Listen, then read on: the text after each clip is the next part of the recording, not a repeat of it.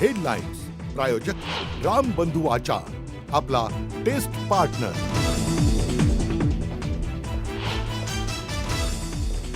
राज ठाकरेंच्या निवासस्थानी पालिका निवडणुकीच्या पार्श्वभूमीवर खलबत्ता, बैठकीत महापालिका निवडणुकीच्या पार्श्वभूमीवर चर्चा, बाळा नांदगावकरांची माहिती।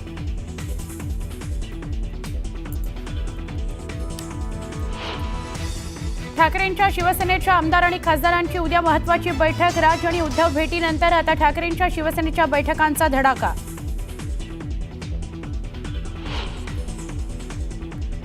संजय निरुपम यांची संजय राऊतांविरोधात तक्रार दाखल, नेपाळच्या घटनेवरून राऊतांनी केलेल्या विधानावरून निरुपम आक्रमक, तरुणांना भडकवण्याचं काम केल्याचा केला आरोप। भारत पाकिस्तान मॅचच्या दिवशी शिवसेना उबाठाचा मोठा निर्णय, राज्यभर माझं कुंकू माझा देश आंदोलन छेडणार, सिंदूर के सन्मान में शिवसेना मैदान में असणार आंदोलन।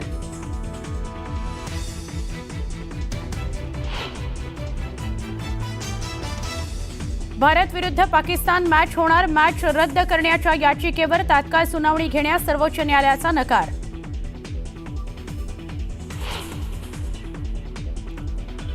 दोन्ही भाऊ मनाने एकत्र आल्यासारखं दिसतंय, तर राज आणि उद्धव ठाकरेंची युतीवर चर्चा सुरू आहे। मनसेच्या बैठकीनंतर बाळा नांदगावकरांचं मोठं विधान।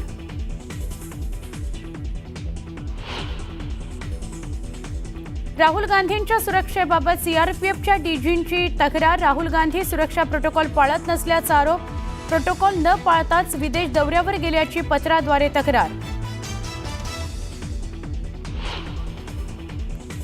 आदिवासी आश्रमशाळेच्या अधीक्षकांनी विद्यार्थिनीकडूनच करवून घेतलं घरचं काम, नागपूरच्या सावनेर तालुक्यातील धक्कादायक घटना, व्हायरल व्हिडिओनंतर शाळेच्या अधीक्षकांवर निलंबनाची कारवाई।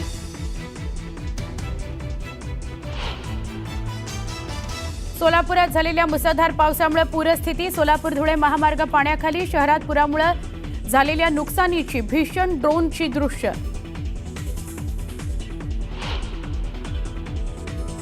नेपाळमध्ये अनेक भारतीय पर्यटक अडकले, एअरपोर्टवर मोठ्या प्रमाणात गर्दी, नेपाळ सुरक्षा दलाकडून वाहनांची कसून तपासणी। अमेरिकेचे राष्ट्राध्यक्ष डोनाल्ड ट्रम्प यांचे निकटवर्तीय चार्ली कर्क यांची हत्या, उताह व्हॅली विद्यापीठात गोळ्या घालून कर्क यांची हत्या, कर्क यांच्या हत्येनं अमेरिकेत खळबळ।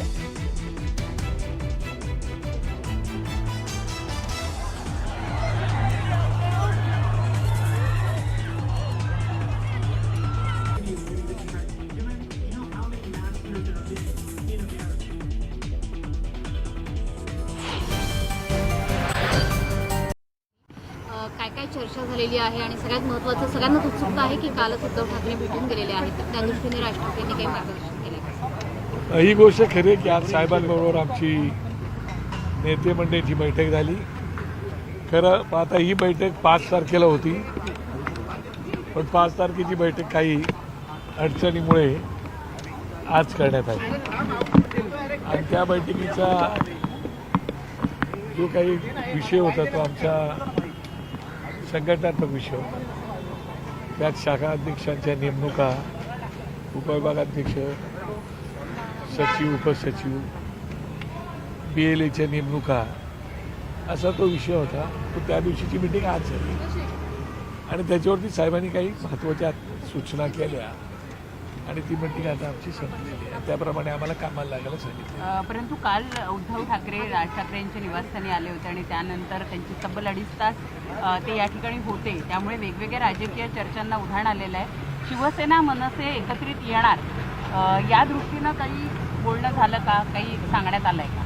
मला असं वाटतं की काल आता तुम्ही तुमच्या बातम्या काय द्यायचे ते दिलेले आहात, हे जरी खरं असलं तरीसुद्धा काल राजसाहेबांची आई त्या उद्धव साहेबांच्या मावशी आहेत आणि त्यामुळे मावशीला भेटण्यासाठी खास करून ते आले होते अशी तुम्हाला जी माहिती काल मिळाली ती अत्यंत खरं आहे आणि त्याप्रमाणे ते आले, भेटले, एकत्रपणे ते बसले होते, ही चर्चा खरी आहे।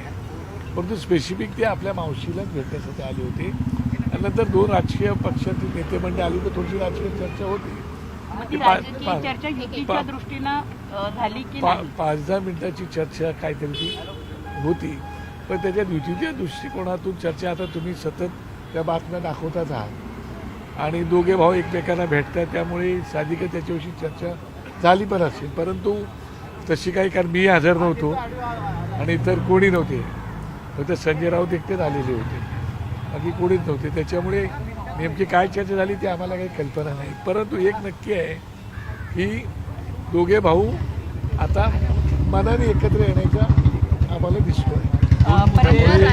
म्हणजे दसरा मेळावा आहे त्या संदर्भातलं निमंत्रण हे राज ठाकरे यांना उद्धव ठाकरे यांच्याकडून मिळाले का, आणि मिळालं असेल तर राज ठाकरे मेळाव्याला उपस्थित राहणार आहेत? मला असं वाटतं की बघा, त्यांचा एक पक्ष आहे आणि त्यांच्या पक्षामध्ये शिवसेना या पक्षाची परंपरा बाळासाहेबांपासून चालत आलेली आहे की दसरा मेळाव्याला त्यांचा मेळावा होतो.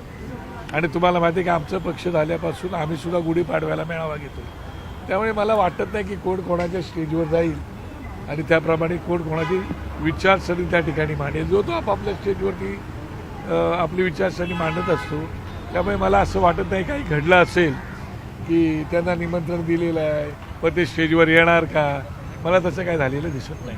उद्धव ठाकरे पक्ष आणि मनसे जर एकत्रित येत असेल तर काँग्रेस त्यांच्याबरोबर जाणार नाही, महाविकास आघाडीतून बाहेर पडावं लागेल असं काही काँग्रेसच्या नेत्यांचं म्हणणं आहे. नाही, त्याविषयी ठाकरे महाविकास आघाडीतून बाहेर पडतील किंवा इंडिया आघाडीतून बाहेर पडण्याची वेळ येईल आणि कदाचित भावासाठी ते तसं मान्यही करतील असे अंदाज सध्या बांधले जात आहेत. एकंदरीत उद्धव साहेबांची जर तुम्ही भूमिका पाहिली तर त्यांची भूमिका अशी दिसते की आम्ही दोघा भावांनी एकत्र यायला पाहिजे. मग त्यासाठी ते कुठल्याही गोष्टीला ते तयार आहे आणि त्याच्यामुळे, परंतु अजूनपर्यंत या विषयावरती काही डिस्कशन आमचं झालेलं नाही, काय करायचं काय नाही करायचं, पण चर्चा चालू आहे एवढं मात्र निश्चित आहे. पण या विषयावरती काही चर्चा नाही. महाविकास आघाडी तयारी दाखवली तर मनसे काँग्रेस बरोबर जाईल का, म्हणजे नाही, हा हायकमांडचा विषय आहे, त्या विषयावरती मी बोलणं पण उचित नाही. या विषयावरती तेच बोलते ते.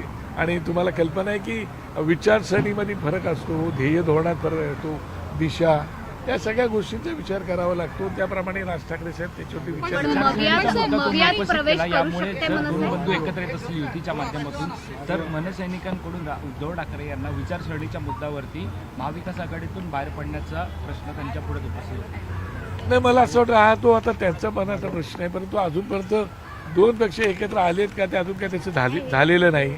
त्यामुळे त्या विषयावरती भाष्य करणं पण उचित नाही. पण मनसे मवियात सामील होईल का असाही एक प्रश्न विचारला. त्या विषयी मला तेच म्हणालो की विचारसरणीचा विषय आहे, त्या बाबतीमध्ये अजून काही आमच्यामध्ये डिस्कशन झालं किंवा आजही त्या मिटिंगमध्ये आमच्या हा काय विषय नव्हता. पण सर, आघाडी नाही पण उद्धव ठाकरे यांच्यासोबतची युती अशा संदर्भातला कुठला फॉर्म्युला याच्या संदर्भात चर्चा चालू आहे? नाही मला असं वाटते, मला तुम्हाला सांगायचं तेच आहे की अजून निवडणुका जाहीर झालेल्या नाही, अजून काहीच झालेलं नाही. आजच्या वेळेला जरतरवरती बोलणं मला काही उचित होतं. पण स्थानिक लेवलच्या नेत्यांसंदर्भात देखील चर्चा होणं अपेक्षित आहे असं वाटतं, कारण स्थानिक लेवलला अनेक राजकीय पक्षांचे जे नेते आहेत त्यांच्यामध्ये वादविवाद मोठ्या प्रमाणात असतात, त्यांची मतं देखील जुळणं एक महत्त्वाचं आहे. मला असं वाटतं की कुठलाही पक्ष स्थानिक पातळीवरतीच्या निवडणुकीच्या बाबतीमध्ये स्थानिक पातळीला विचारात घेऊनच निवडणुकीचा निर्णय घेतला जातो, कारण त्यांना तिथल्या जवळची माहिती असते आणि त्याप्रमाणे तो निर्णय होईल. अजून त्याच्यावरती आम्ही काही चर्चा केली नाही, पण लवकरच त्याच्यावरती चर्चा होईल. पण मग या स्थानिक स्वराज्य निवडणुकीसाठी दोन प्रमुख नेत्यांमध्ये चर्चा आहे की अमित ठाकरे आणि आदित्य यांच्यासोबत देखील काही चर्चा? मी तुम्हाला तेच म्हणालो की अजून त्याला मूर्त स्वरूप कुठल्याही बाबतीत आलेलं नाही. मुळात दोन पक्षांची युती झाली पाहिजे, ती एकदा झाली की ह्या गोष्टीला सुरुवात होईल, की अजून तशा प्रकारचं मूर्त स्वरूप आलेलं त्या नाही. युतीच्या घोषणेसाठी दसऱ्याचा मुहूर्त गाठला जाईल का? अरे आमचा गुढीपाडव्याचा पण मुहूर्त आहे ना. मग नाही, गुढीपाडवा बराच लांब आहे अजून, हो, दसरा पण जवळ आलाय. तो पण मुहूर्त आहे आणि ती त्यांची भूमिका मांडत असतं. त्यांची भूमिका ते काय बोलतात ते परवा आम्ही पण ऐकू. छोटीशी भूमिका सर सर, शेवट एक मिनिट, मतदार याद्यांविषयी राज ठाकरेंनी मार्गदर्शन केलेलं होतं. मुंबईत वॉर्ड पुनर्रचना त्याच्यावरच्या सूचना हरकती आल्या, ठाण्यातल्या आलेल्या आहेत, त्याविषयी काही चर्चा झाली? बिलकुल चर्चा त्या विषयावरती झाली आणि आम्ही आता लवकरच सोमवारची वेळ इलेक्शन कमिशनजवळ आम्ही मागितलेली आहे. सन्मान्य वाघमारे साहेब आणि सन्मान्य चोकलिंगम साहेब त्यांच्याकडे आमचं शिष्टमंडळ जाणार आहे. त्यावेळेला तुम्ही तिकडे यालच, त्यावेळेला आम्ही काय मागणी करणार आहोत त्या विषयावरती तुम्हाला माहिती दिली. सर, मंच नेताओं की भूमिका मीटिंग रखी गई थी आज बीएमसी चुनाव को देखते हुए, किस तरह की तैयारियां इस वक्त कर रहे हैं, वार्ड रचना को लेते हुए क्या फैसला किया? लोकमत ये बात सही है कि आज राज ठाकरे साहब ने मीटिंग ली थी और उस मीटिंग में हमारे सभी नेतागण हाजिर भी थे और उस मीटिंग में हमें हमारे अंतर्गत जो मामले हैं उसके बारे में चर्चा की है जो कुछ नए नींबू का कुछ करने का है और कुछ लोगों को बदल भी करना है, उसके बारे में हम लोग ने डिस्कशन किया। उसके साथ ये जो आने वाला इलेक्शन है, उस इलेक्शन के बारे में क्या करना है, कैसे करना है, उसके बारे में भी चर्चा हो गई है और इसके लिए हम लोग अभी इलेक्शन कमीशन को भी मंडे को मिलने वाले हैं। वार्ड बाउंड्री और वोटर लिस्ट पर विशेष ध्यान रहेगा इन आने वाले निवडणूक में, ऐसा लगता है? मुझे लगता है कि मुंबई में वैसा वार्ड बाउंड्री है उसके बारे में कुछ नहीं फर्क हुआ है, जो है वैसी हुई है रही है, मगर थाना वगैरह वगैरह जो है उधर 3-3, 4-4 वार्ड होने की वजह से कुछ बाउंड्री में कुछ उन्होंने कुछ समस्याएं बताई है, उसके बारे में डिस्कशन उन्हीं के साथ हम लोग का चल रहा है। आने वाले समय में किससे अलायंस और कितनी सीटों पर ध्यान, इस बारे में कुछ अभी तक विशेष रूप से स्वरूप बना? अभी तक तो कोई कहीं नहीं हुआ है अलायंस किसके साथ करना है, क्या करना है, पर ये बात सही है कि आने वाले इलेक्शन के लिए हमें क्या करना है वो स्ट्रैटेजी हम लोग बना रहे हैं ताकि हमें भी अच्छा यश मिले और लोगों से ज़्यादा मिले, उसके बारे में हम सोच रहे हैं। Thank you. तर मनपा निवडणुकीच्या पार्श्वभूमीवर चर्चा झालेली आहे असं बाळा नांदगावकर यांनी म्हटलेलं आहे। राज ठाकरे यांनी पदाधिकाऱ्यांना सूचना दिलेल्या आहेत। आज मनसेची महत्त्वाची बैठक पार पडली। मनपा निवडणुकीच्या पार्श्वभूमीवर ही बैठक असल्याचं कळतंय।